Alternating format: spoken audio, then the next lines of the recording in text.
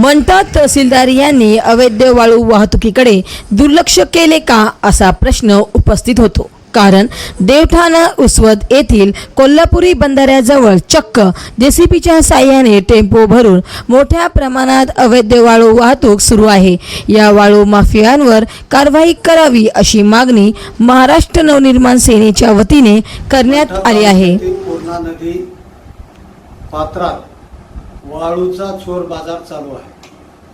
हा चोर बाजार कधी बंद होईल? मंठा तहसीलदार या चोर बाजाराकडे कधी लक्ष देणार आहेत?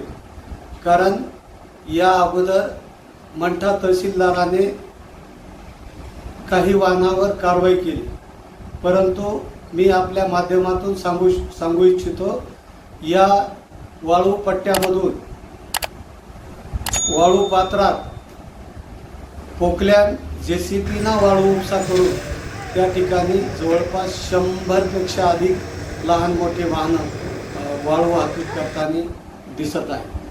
हा खूप नियोजित कट रचून वाळू घोटाळा आहे।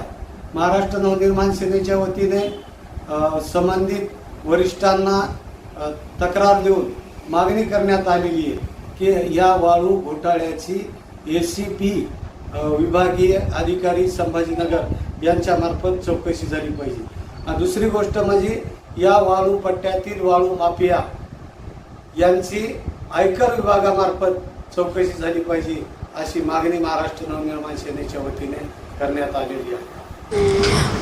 महाराष्ट्र नवनिर्माण सेनेच्या वतीने करण्यात आलेल्या आव्हानानुसार सदरील वाळू माफियांवर प्रशासन योग्य ती कारवाई करेल का हे पाहणे तितकेच महत्त्वाचे ठरेल। महाराष्ट्र वाईब न्यूज प्रतिनिधी गजानन माळकर, मंठा, जिल्हा जालना।